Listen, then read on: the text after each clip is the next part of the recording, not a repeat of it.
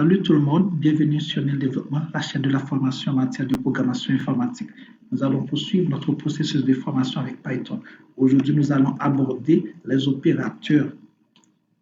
Les opérateurs, ce sont juste des symboles qui permettent de manipuler des variables. Il en existe 7 types. Il y a les opérateurs arithmétiques ou mathématiques, les opérateurs d'affectation ou d'assignation, les opérateurs de comparaison, les opérateurs logiques, les opérateurs de rotation de bits ou les opérateurs bit à bit, les opérateurs d'identité ainsi que les opérateurs d'appartenance.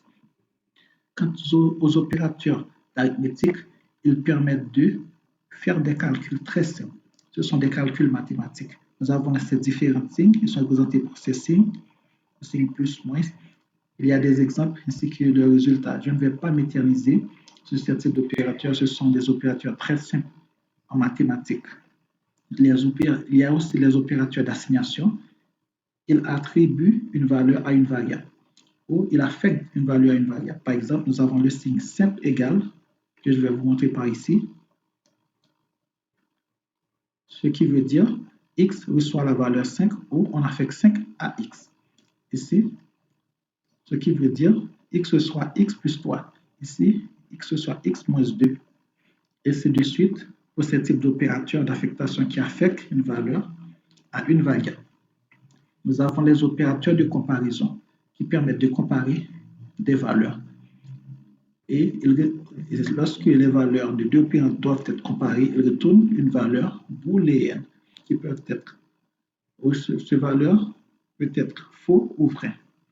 Nous avons le signe double égal à ne pas confondre au signe simple égal, qui est l'opérateur d'égalité ici, c'est différent. Si on regarde les résultats, 3 est égal à 3, 3 est différent de 2, 3 est strictement supérieur à 2, 2 est strictement inférieur à 3, 3 est supérieur ou égal à 3, et 2 est strictement inférieur ou égal à 3.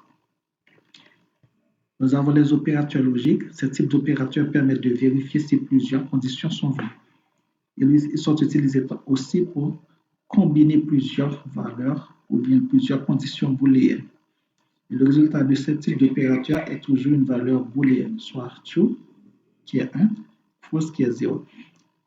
Ce type d'opérateur, ils sont représentés comme le ou logique, le et logique et le non logique. Donc, si on vérifie dans ce petit tableau de Boolean Logic Truth Table, nous avons P, la valeur de P, la valeur de Q, et nous avons PNQ, qui est le et logique. Que fait le et logique? Il vérifie que toutes les conditions sont réalisées. Par exemple, nous avons seulement les deux true, ça donne true parce que toutes les conditions sont réalisées, tandis que ici, toutes les conditions ne sont pas réalisées avec true, false, false, false. Ça donne false comme résultat. Nous avons le ou logique. Le ou logique est ici. C'est P or Q qui vérifie qu'une des conditions est réalisée. Ici, nous pouvons constater et nous avons le résultat faux. Ce qui veut dire et ces deux valeurs sont pas fausses, tandis que les autres, les deux conditions, soit l'une est fausse et l'une est vraie. Ce qui en résulte, nous avons true pour les trois résultats. Ici, nous avons le non P ou le non logique. Il inverse l'état de la variable booléenne. Par exemple, au niveau de la variable P, nous avons true, ça va donner false. Ici, dans l'espace vide, c'est faux. Tandis que ici, au niveau du false, ça va donner true. En inversant la variable. C'est tout pour les opérateurs logiques. Au niveau des opérateurs bit à bit, ils manipulent directement les bits des nombres entiers. Ils traitent ces opérandes comme des données binaires, plutôt que des données décimales, hexadécimales et octales, qui font partie du système de numérotation. Les données binaires sont à base de 2, les données hexadécimales sont à base de 16, les données octales sont à base de 8 et décimales à base de 10. Et ces opérateurs aussi, ils traitent ces opérandes comme une séquence de bits, une suite de 0 et de 1. Ces différents signes sont représentés ici. Le E bit à bit, le OU bit à bit, le OU exclusif, il y a le non bit à bit, il y a le décalage à gauche ainsi que le décalage à droite. Si on regarde dans ce petit tableau, nous avons P et Q avec des valeurs. Ensuite, nous avons le P et Q qui est le E bit à bit. Ce valeur il va retourner 1 si les deux bits de même poids sont à 1. Ici, nous avons constaté que ces deux bits de même poids sont à 1, ça retourne 1. Tandis que les autres retournent 0 parce que les deux bits ne sont pas de même poids. Ici encore, nous avons le P et PQ qui s'écrit par OU bit à bit. Le OU bit à bit il va retourner 1 si l'un ou l'autre des deux bits de même poids est à 1. Si l'un ou l'autre. Par exemple, nous avons le résultat 1 au niveau de cette partie parce que l'un ou l'autre des deux bits est à 1. C'est-à-dire que les autres sont à 1, 1 et 0, 0. Ensuite, nous avons le OU exclusif.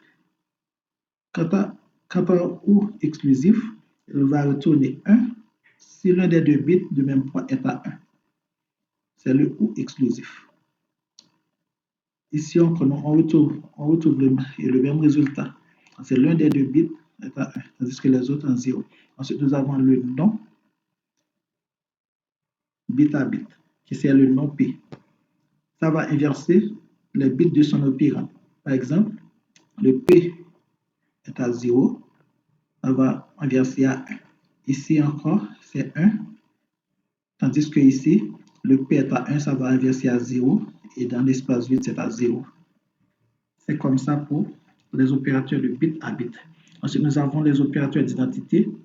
Ils testent si deux objets sont les mêmes objets en mémoire. Par exemple, nous avons l'opérateur is ainsi que l'opérateur is not. L'opérateur is, l'opérateur is not. Par exemple, A is B. Quand au niveau des résultats, ça va renvoyer vrai si A et B sont identiques. Okay?